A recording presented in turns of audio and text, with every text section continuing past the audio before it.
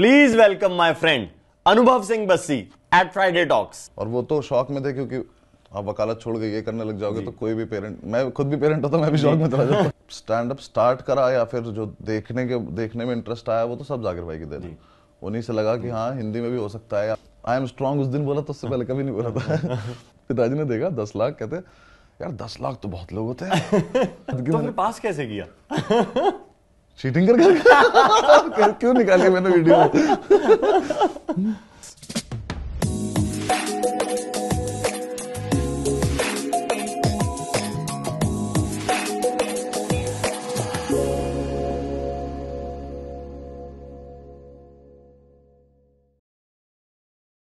आजकल के youngster specially because it's a motivational platform which we are providing, वही success stories जिन्होंने zero से अचीव करा है, हम उनको आगे लेके आते हैं लोगों के कि बच्चे मोटिवेट हों। आजकल के खास करके जो बच्चे हैं बहुत ज़्यादा इम्पेशेंट हैं कि रातों रात सक्सेस मिल जाए।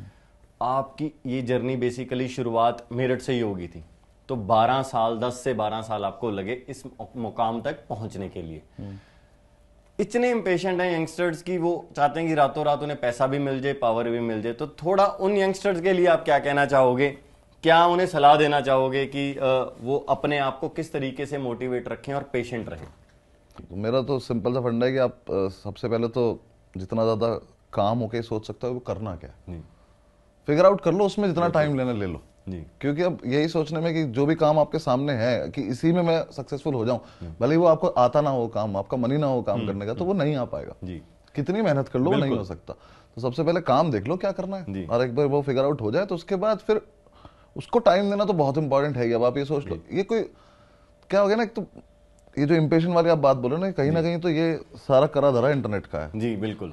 क्योंकि अब इंस्टाग्राम की अभी हम बात करेंगे थोड़ी देर पहले, इंस्टाग्राम की भी बात करोगे आप, तो जब रील आप देख रहे हो 15 सेकंड से ज्यादा अटेंशन स्पैन ही नहीं रहेगा आदमी का। 15 सेकंड में उसको कुछ नया चाहिए। बिल्कुल। तो वो उसकी लाइफ में भी आ रहा है ना वो। जी हाँ जी हाँ जी। और उसे लग रहा है और वो ना ये बहुत झूठी जिंदगी है। बिल्कुल सही कह रहे हो। वो यहाँ पर देख रहा है अपने एक बंदे को कि यार ये देखो ये तो यार वादियों में घूम रहा है, ये वादियों में घूम रहा है, इसको तो अजीब ही टैलेंट है, कमरे में बैठ के ये कर देता है। आधी वीडियो एडिटेड है उसमें से, आधा वीएफएक्स चल रहा है जो आदमी को नहीं पता से नहीं पता। और वादियों में अभी मैं आपको बताऊं, मुझे मतलब सितंबर में घूमने गए हैं जी, और अगले फरवरी तक फोटो डाल रहे हैं उसकी। हाँ बिल्कुल सही कह रहे हो। जो उस टाइम देख रहा है वो कह रहा है यार ये फिर घूमने चला गया। फिर नहीं गया, ये एक हफ्ते के लिए गया था ये। वही इस चक्कर में आप अपना दिमाग खराब कर रहे हो। वो करने से बेटर है अपने काम को टाइम दो, जितना ज्यादा टाइम दोगे उतनी ही ज्यादा उसका सक्सेस रेट बढ़ेगा। अपनी लाइफ है, अपना कुछ है, करो, निकल जाएगा कुछ ना कुछ। पाजी, राइट प्रोफेशन चूज करने के लिए क्या टैक्टिक्स हैं या क्या ऐसी थॉट प्रोसेसेस हैं जो हर एक इंसान को यूज करने चाहिए? बिकॉज जैसे आपने इतने बड़े मुकाम पे डिग्री अचीव करी, उसके बाद आपने राइट प्रोफेशन जिसमें आप करना चाहते थे आपने वो चूज किया, तो उसका कोई पाजी थॉट प्रोसेस? मैं तो पहले भी बोला हुआ ये चीज सेम, बिल्कुल बहुत सिंपल सा है मेरे हिसाब से तो, कि अगर काम में मजा नहीं आ रहा जी तो वो काम आपके लिए नहीं बना। और इस दुनिया में बहुत काम है जी। ये मुझे समझ में नहीं आता एक फंडा कि जो हमने डिग्री ली है उसी में आप आगे जाके परस्यू कर लो। वो मुझे समझ में इसलिए नहीं आता क्योंकि मैंने और मेरे सारे दोस्तों को देखा, मैं सब 50-60% लोगों ने तो डिग्री इसलिए ली है क्योंकि हमें घर वालों ने बोला ये करना है। हमारा कोई मन नहीं था वो करने का। तो और लिटरली मैं जोक में भी बोलता रहता हूँ, 3rd ईयर में जाके तो कॉलेज में समझ में आता है कि अरे ये तो मुझे करना ही नहीं था, मुझे तो 11th में कॉमर्स लेनी थी। अब मैं इतना पीछे कैसे जाऊं लाइफ में। मैं कॉमर्स लेना, उन्होंने बोल दिया कि बकवास है, कॉमर्स लेते नहीं है। मुझे आर्ट्स लेनी थी, मुझे हिस्ट्री पढ़नी थी, मुझे बहुत दिनों बाद समझ में आया। तो फिर कुछ नहीं कर सकता, तो जो मन में आया करो। सो पाजी, जब आपको समझ आया सारा कुछ कि मैंने ये करना है और आप उस पर लग भी गए और आपने एक अचीव भी कर लिया, तो आपको कितना % ये लगता है कि हाँ जो मैंने सोचा था वो मैंने अचीव कर लिया? और आगे क्या जर्नी है अभी और जो आप सोचते हो कि नहीं यार मैंने यहां तक पहुंचना? ऐसा तो कुछ भी नहीं लगता मुझे कि मैंने कुछ अचीव कर लिया कुछ। मुझे लगता है कि अब मैंने एक रिस्पॉन्सिबिलिटी ले ली है जी, एक अच्छा कंटेंट क्रिएटर बनने की। मुझे लोगों को अच्छा कंटेंट देना है। तो जो कुछ भी मैंने अचीव किया है, जितने भी मेरे वीडियो पे व्यूज होंगे या जितने भी मैंने शोज किए होंगे, मैं उन्हें हर डे के हिसाब से छोड़ता हुआ चलता हूँ कि ये हो गया जी, अब इसको नहीं देखना, कल जो करना है उसका देखना है। अब जो आज मुझे शो करना है, अभी शो करने जा रहा हूँ मैं, मुझे आज के शो की चिंता है। आज का शो खत्म होगा वहीं छोड़ दूंगा उसको।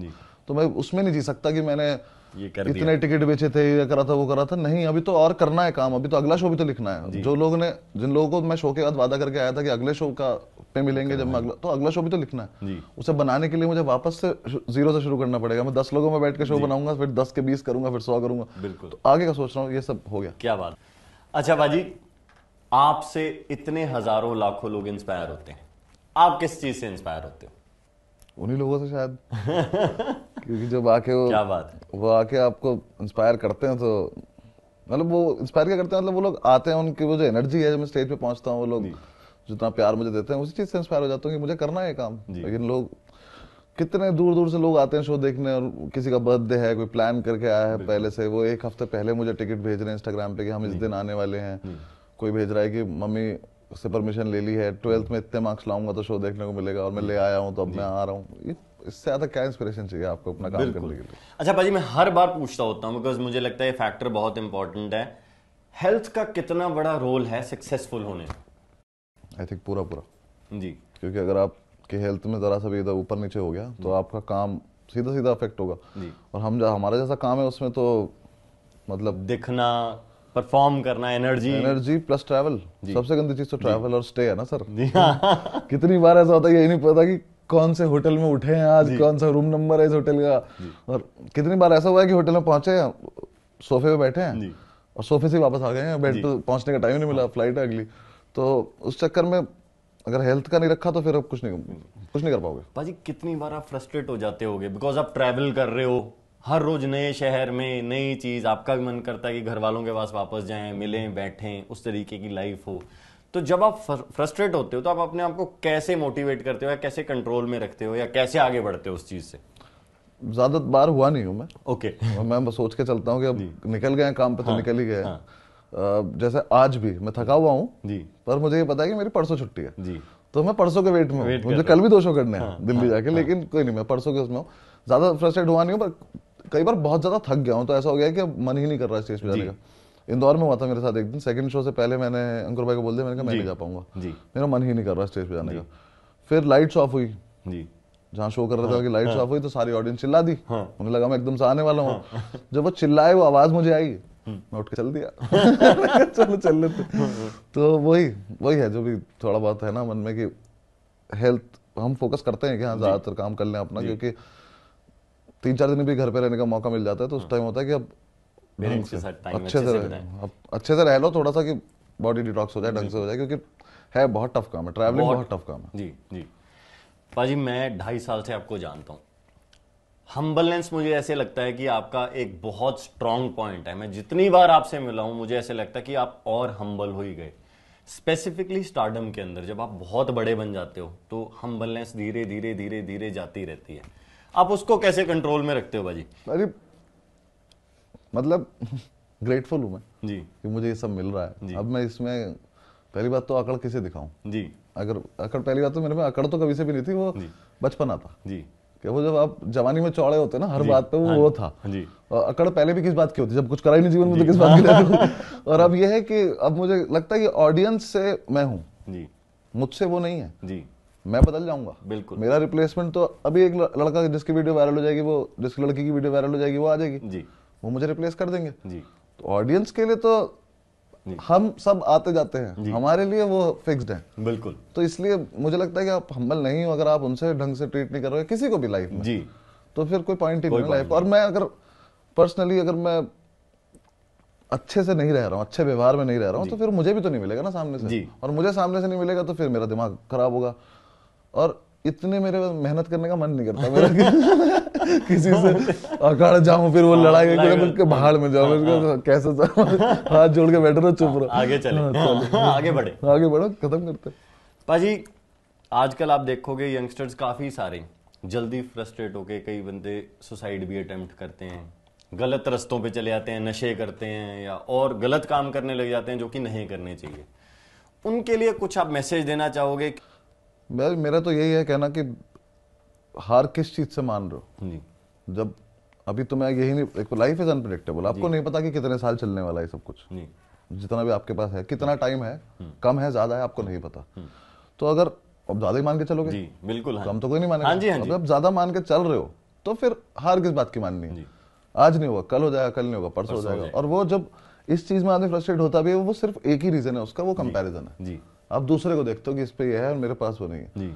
ऐसे तो फिर कोई इंसान कभी खुश हो ही नहीं सकता जी जी जी। अब मैं आज की तारीख में कितना भी पैसा यहाँ लेके बैठा और मैं सोचता हूँ कि नहीं यार मुकेश अंबानी पे तो बहुत ज्यादा जी, फिर मेरी बुद्धि खराब है ना। बिल्कुल, आजकल कंपैरिजन तो इतना बढ़ गया है बाजी कि हर बंदा अपना सक्सेस नहीं देख रहा या अपने को क्या अचीव करना है वो नहीं देख रहा, वो कंपेयर कर रहा है कि मैं उसके साथ कंपैरिजन करूं। ये बाजी रीजन ही इंटरनेट है ना उसका। आप ये देखो ना, आप सोशल मीडिया पे आपको, मुझको आज अपने घर बैठे बैठे ये पता है कि आप कर क्या रहे हो जी जी। जब हम दोनों स्कूल में थे, जिस हम वो कर रहे थे, हमें पता ही नहीं था दूसरा दोस्त क्या कर रहा है। अगले दिन स्कूल जाओगे तभी पता चलेगा कि भाई कल तेरे साथ क्या हुआ। या फिर वो कोई दोस्त आपका पुराने स्कूल का कोई दोस्त होगा, वो आपको मिलेगा 6 महीने में एक बार, वो बताएगा कि भाई मैंने तो ये कर दिया, कनाडा जा रहा हूँ पढ़ने। तो फिर आपको लगेगा 6 महीने बाद, तब तक उसका हो भी चुका है कनाडा का, तो आपको लगेगा कि अच्छा चलो ठीक है फिर तो कुछ नहीं है। लेकिन अगर वही 6 महीने तक मैं रोज उसके कनाडा के पोस्ट देखता है इंस्टाग्राम पे बैठ के, तो मैं उससे मिलने का मन ना करता। मुझे लगता है कि अरे यार बताओ, ये तो हम तो यहीं पड़े हुए हैं। ये कर रहा है, सोशल मीडिया कर रहा है सब कुछ। और वो कंपैरिजन फिर आपके हाथ में 500 लोग आपको रोज दिख रहे हैं कुछ करते हुए, तो फिर आपको लगेगा ही ना कि मेरी लाइफ खराब चल रही है। बिल्कुल सही कह रहे हो। तो मेरा पॉइंट है कि इसको बंद कर दो। कुछ नहीं रखा इस मोबाइल में, कुछ नहीं रखा उसमें। जब अगर काम नहीं है ना आपका, मुझे ऐसा लगता है कि इंस्टाग्राम चलाने में भी अगर पैसा नहीं कमाते ना तुम इससे, तो कोई फायदा, तो कोई मतलब नहीं इसको चलाने का। बिल्कुल सही। अब वो सब देखने के लिए, कंटेंट देखने के लिए अगर आपको देखना है तो सिर्फ कंटेंट। अगर आप उस बिजनेस में हो बेसिकली, अगर आप कंटेंट के बिजनेस में करना चाहिए आपको, बिजनेस में भी नहीं, अगर आपको कंटेंट देखने में मजा आता है, आपको सिर्फ कंटेंट कंज्यूम करना है, तो एक अकाउंट बना के सिर्फ कंटेंट वालों को फॉलो कर लो, कंटेंट देख के सो जाओ। वो जो मिक्स चल रहा है ना, कि अभी आपने मुझे भी फॉलो किया हुआ है और अपने दोस्त को भी फॉलो किया हुआ, तो आपने यहाँ मुझे कंटेंट देखा और अगली फोटो में आपने उसे मॉरिशस में देख लिया, तो फिर वो जो आपका ये जो चलता रहेगा ना स्विच, इस चक्कर में दिमाग खराब रहता है आधे से ज्यादा। और मुझे तो सच में लगता है कि 13, 14, 12, 13 साल के बच्चे के हाथ में तो मोबाइल नहीं होना चाहिए। बिल्कुल बिल्कुल। आप खेलोगे नहीं तो, आप स्ट्रीट स्मार्ट नहीं होगे तो आप कुछ नहीं कर सकते। क्या इसमें कब ये मेरा अगला क्वेश्चन था। आजकल आप देखोगे पेरेंट्स काफी ज्यादा इस तरीके से करते हैं कि हाँ ये छोटा बच्चा है, वो रो रहा है, तंग कर रहा है जी, मोबाइल पकड़ा दो तो साइड पे हो जाता है। अब उसका कितना गलत असर पड़ रहा है उन पे, तो ये इसके बारे में आपका क्या थॉट प्रोसेस? मुझे तो नहीं लगता कि करना चाहिए बच्चों के साथ। मुझे पर्सनली बहुत खराब चीज लगती है कि बच्चे को बाहर निकालो, फिजिकल एक्टिविटी को खिलाओ। आपको अभी फादर बने हो, आपको भी आपको पता है, तो वो उसका ये कि अगर बाहर निकल के वो खुद से कुछ चीजें, 4 चीजें उसके दिमाग में क्वेश्चन नहीं आएंगे ना, आपसे पूछेगा नहीं कि भाई ये क्या चीज है। या मॉल में अगर हम नीचे पार्किंग में जा रहे हैं तो बच्चा उस नजर से देखता है ना कि क्या चल रहा है। हाँ जी, हाँ। ये ऑब्जर्वेशन, ये इतनी बड़ी जगह कैसे आ गई, हमारा घर तो नहीं है। जो भी उसके दिमाग में चल रहा है वो चलते रहना चाहिए। उसको वो उस डब्बे में बंद कर दोगे तो आई डोंट थिंक बहुत ज्यादा एक्सप्लोड करके उसका दिमाग निकलने वाला है। हाँ, कुछ हैं, कुछ बच्चे हैं जिनसे मैंने देखा हुआ है कि 13-14 साल में वो गेमिंग प्लेटफॉर्म खोल के और वो पैसा पूसा भी कमाने लगे, जो बहुत थोड़े हैं, तो उनके लिए ठीक है। बट अगर आप सिर्फ इस चक्कर में बच्चे के हाथ में मोबाइल दे रहे हो कि चुप हो जाएगा, तो आपकी पेरेंटिंग बहुत खराब है। फिर आपको ना करना नहीं चाहिए था बच्चा ये सोच ऐसा नहीं करना, इसके साथ टाइम स्पेंड करो, आगे जाके उसे खुद पेरेंट बनना है, उसे गाइड करो। या आप छोटे होते से जो बोलोगे या समझाओगे तो वो उसके दिमाग में बढ़ता रहता है। पाजी, any 3 things which you have followed in your life और जो आपके सक्सेसफुल बनने का कारण बनी है, वो आप क्या बताना चाहेंगे? कोई भी 3 चीजें जो आपको लगता है आप में ये कला कुछ भी याद नहीं आ रहा मुझे। कला बहुत ज्यादा है, बट मैं 3 ही पूछ रहा हूं। आई थिंक सबसे पहले तो है कि डेडिकेशन, कि आप जो चीज कर रहे हो उसे करते रहो। ये मत सोचो कि मुझसे इससे रिजल्ट मिलेगा नहीं मिलेगा। और दूसरा है कि मोटिवेटेड रहो, लाइफ में मोटिवेटेड रहो कि हाँ ठीक है, लाइफ खराब नहीं है, नहीं होगा कुछ, देखी जाएगी, क्या हो गया। वैसे भी सच बात है, जब जेब में 10 रुपए होते हैं तब 10 ही रुपए के शौक होते हैं। आप 10 रुपए में बिल्कुल सो जाते हो। बहुत जब जेब में 1000 रुपए होते हैं तो 1000 के होते हैं, और जब जेब में 1 करोड़ रुपए होते हैं तो भी 1000 के ही होते हैं। जी हाँ जी, बिल्कुल। आपको नहीं पता उन पैसों को क्या करना है, जब तुम्हारे खानदान ने नहीं देखा इतना पैसा, तो ज्यादा दिमाग चलाने की जरूरत नहीं है। अपना डेडिकेटेड रहो, मोटिवेटेड रहो और हेल्दी रहो, दिमाग ठीक रहेगा तो अपने आप सब ठीक रहेगा। सुपर। अच्छा बाजी, any 3 things which the youngster should not do? क्योंकि बहुत ऐसी चीजें हैं, स्पेसिफिकली यंगस्टर्स। तो एक तो हम वही रखेंगे जो हम तेरे से बात करें, कंपैरिजन जी। दूसरा, आजकल मैंने बच्चों को देखा है कि हमें बहुत ज्यादा टेंशन हो गई थी जी। तो वो जो भी है वो मत लो। मैंने बहुत सारे कमेंट्स पढ़े हैं, मेरे सबसे नीचे कमेंट आते हैं कि आपकी वीडियो देख के मैं डिप्रेशन से बाहर आ गया। मैंने कहा भाई उसे डिप्रेशन नहीं कहते, मूड खराब कहते हैं। तेरा मूड खराब था, तुम हंसा तो ठीक हो गया। डिप्रेशन बहुत बड़ी टर्म है, बहुत बड़ी टर्म है, अलग चीज है। तो आप वो टेंशन मत लो और कंपैरिजन मत करो और खुश रहो यार, लोगों से मिलो, जाके दोस्त वोस्त बनाओ, अपना उठो बैठो सब करो लाइफ में, लेकिन ये सब मत करो जो भी कर रहे हो ना, अकेले बैठ के अपने आप को घोटना कि हमसे नहीं हो पाएगा, कुछ होगा, सबसे सब कुछ हो जाएगा। निकलो तो एक बार बाहर। बिल्कुल बिल्कुल। अच्छा बाजी, फिर दोबारा मैं बैक वही क्वेश्चन पे आऊंगा कि आप पेरेंट्स को क्या कहना चाहेंगे, क्योंकि पेरेंट्स का बहुत बड़ा रोल होता है किसी भी बच्चे की ग्रोथ में। अगर वो उसे इतनी ओपननेस दें या उसे अपॉर्चुनिटी दें कि वो अपना करियर खुद चूज कर सके। जैसे होता है कि पेरेंट्स ज्यादातर फोर्स करते हैं कि नहीं इसी प्रोफेशन में जाना है, या हमारा पीछे से प्रोफेशन चलता आ रहा है आप उसी को चूज करो। तो पेरेंट्स के लिए क्या सजेशन है भाजी? भाजी पहला मतलब एक ही सजेशन है कि अपने बच्चे को फोर्स करने से कुछ मिलने नहीं वाला जी। या तो वो मन मार के काम करता रहेगा पूरी जिंदगी, या फिर वो अपना जो एक्चुअली जो उसमें टैलेंट था वो कभी निकल के बाहर नहीं आएगा। तो कहीं ना कहीं तक पेरेंट्स को, जो पेरेंट्स करते भी हैं वो एक तरह से ठीक भी है कि वो एक आपको फोकस उस पर रखते हैं कि आप भटक ना जाओ, एक गलत रास्ते पर ना जाओ। स्कूल करो ही करो, कॉलेज करो ही करो, लेकिन कहीं ना कहीं आपके बच्चे में अगर आपको जरा सा भी टैलेंट दिखता है, और माँ बाप को सब दिखता है जी, माँ बाप को सब दिखता है, माँ बाप है वो। हाँ अगर वो बच्चा एक बार बोल रहा है कि हाँ उसे कभी गाने का शौक है कुछ है, तो उसको एनकरेज करो फिर जी, क्या पता हो ही जाए। मैंने बहुत सारे पेरेंट्स देखे हुए ऐसे जो अपने चाइल्ड एक्टर्स के पेरेंट्स बेसिकली वो लेके जाते हैं उनको बिल्कुल बिल्कुल, और काफी बड़े चाइल्ड एक्टर भी हैं अपनी कंट्री में। तो इस तरह से पेरेंट्स को मतलब वो करना चाहिए, डिस्करेज मत करो बच्चे को, बस बच्चे को ये मत बोलो कि तुमसे नहीं होगा, तुम्हें नहीं पता बच्चे से क्या हो जाएगा, तो वो करते रहो। और अच्छी पेरेंटिंग का आई थिंक बच्चा अनुभव बच्चे भी बन सकता है, तो कबड्डी तो बन सकता है। तो वही है, जितना ज्यादा हो सकता है कम्युनिकेशन कर लो बच्चे से। बच्चे से रोज पूछो क्या चल रहा है तेरा स्कूल में, क्या है, कौन दोस्त है, क्या बातें हो रही हैं। और ये मेरे को लगता है भाजी हमारे टाइम में बहुत ज्यादा बड़ा गैप था, communication between the parents and the children, वो बहुत बड़ा था। तो अब दो रीजन थे सीधे सीधे कि एक तो बात होती नहीं जी, पापा से बात करनी नहीं है करने, दूसरा हम तो रहते भी नहीं थे पापा मम्मी के साथ, रहते ही अलग थे शहर में, बिल्कुल हाँ जी शहर में, और वही 2 मिनट के एसटीडी कॉल लगनी है, वही 2 रुपए की कॉल करनी है, 59 सेकंड में सारी बात कर लेनी है कि हाँ पापा सब ठीक है, खाना खा लिया, हो गया रख दिया फोन। तो किसी ने कभी पूछा ही नहीं कि तुम ठीक हो, तुम्हारे साथ क्या चल रहा है क्या नहीं चल रहा, तो खुद ही खुद सीखते चले गए। वो कहाँ से सीखा? वो सड़क से सीखा जी, वो लोगों में बैठ के सीखा, वो सोशल मीडिया ने नहीं सिखाया बिल्कुल। तो वो वाला जो कहीं ना कहीं है ना, मुझे एग्जैक्टली नहीं पता कि मैं इसको कैसे फ्रेम करके कभी लिखूंगा, पर मैं ये सब लिखना चाहता हूँ कि जो बच्चे फ्रस्ट्रेट हो रहे हैं, जैसे साथ भी हो रहा है, मैं सबको बताना चाहता हूँ कि तुम्हारी गलती नहीं है, तुम्हारे साथ जो हो रहा है ना वो होता हुआ दिख रहा है हमें, और वो हम रोक नहीं पा रहे, हम भी कुछ नहीं कर पा रहे, लेकिन कहीं ना कहीं मैं चाहता हूँ कि मैं एक दिन सबको डॉक्यूमेंट करके दूं उनको कि लो पकड़ो ये पढ़ो, ये ऐसे ये गलत हो रहा है। सो बाजी अनुभव बस्सी का अगला विजन क्या है? ये तो बहुत टफ क्वेश्चन है। आज का शो अच्छा चला वैसा इतना लंबा तो भाई देखो सोचता नहीं हूँ मुझे क्या करना है क्या नहीं, बस एक मेरा जो विजन नहीं है वो बस एक ड्रीम प्रेयर है मेरी कि फिर से कोई कोविड का वेरिएंट ना मेरा वर्ल्ड टूर हो जाए चला जाऊं एक बार बस क्योंकि 3 बार कुछ शो डाल के कैंसिल हो गया, इस बार तो पूरा यकीन ऑडियंस से कह देगी नहीं सुनना नहीं तो बस वो हो जाए। मेरा एज सच विजन जो सिर्फ खुद को लेके नहीं है, बस मेरा ऐसा है कि स्टैंड अप कॉमेडी की जो इंडस्ट्री है हमारी बहुत छोटी सी इंडस्ट्री, बट हम इतनी मेहनत कर रहे हैं, तो हम एक टाइम ऐसा आ जाए बस कि हमारी इंडस्ट्री को एक इंडस्ट्री की तरह देखना। बिल्कुल बिल्कुल, और मुझे लगता है भाजी वो टाइम बहुत पास है और आ ही चुका है, हम वेट कर रहे हैं उसका, बस आ ही चुका है। वही एक विजन है जो मैं चाहता हूं, ताकि एक क्या होता है ना, एक इंडस्ट्री होती है तो फिर काम बिल्कुल ढंग के उससे चलता है। और मेरे को ऐसे लगता है भाजी ये बहुत कम लोगों की सोच है कि लोग इंडस्ट्री ग्रो करने के बारे में सोचते हैं। नहीं, हर बंदा अपने बारे तो सोच ही लेता है कि यार इंडस्ट्री छोड़ो, मुझे आज पैसे बनने चाहिए, मेरा काम चलना चाहिए। इसमें बहुत बड़ी सोच है, जब आप सोच रहे हो कि इंडस्ट्री बड़ी होगी तो ऑटोमेटिकली सारे आगे बढ़ेंगे। अजी वही बात मैं आपसे पहले भी करता हूँ, पिछली बार भी करा था आपसे मैंने, वो ना कि जब पैसे पूछे की बात आती है, आदमी अपने बारे में जो सोचता है तो पैसे पूछे की बात। और आपका गाना हर शो से पहले जो गाना भी लगता है, पैसे पूछे बारे में सोचते नहीं है। तो मेरा वो लॉजिक है बहुत सिंपल सा कि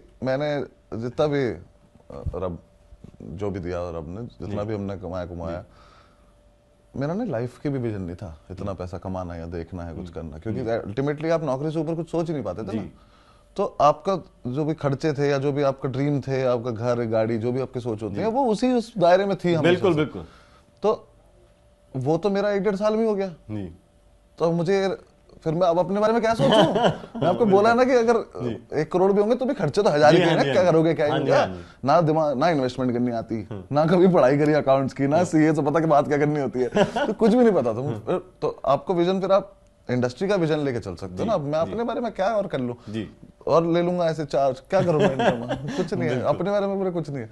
मुझे कि सब आगे बढ़े, इंडस्ट्री आगे बढ़े, तो एक वो क्या होता है ना कि मेरे बाद आने वाले किसी भी लड़के को अपने पेरेंट्स को बताने में हिचकिचाहट ना हो कि स्टैंड अप कॉमेडी होता क्या है। अमेजिंग। ये सबको पता होना चाहिए कि क्या होता है। बस बिल्कुल, बिल्कुल। बस मैं ये चाहता हूँ और कुछ नहीं। ग्रेट बाजी, मजा आ गया। थैंक यू बाजी। कैसे टाइम बीता पता ही नहीं चला। ये तो और आपके साथ हमेशा ही ऐसे जाता है हमारा टाइम। और thank you very very much, आप टाइम निकाल के आए हमारे शो पे। एंड आई एम श्योर कि ये वीडियो देखने के बाद काफी बच्चों को मोटिवेशन मिलेगी आपकी जर्नी सुन के, आपके थॉट्स सुन के और आपका विजन सुन के। थैंक यू बाजी। So thank you very much बाजी। Thank you very much everybody. So that was Anubhav Bassi, हमारे दोस्त, हमारे भाई at Friday talks. See you very soon next Friday.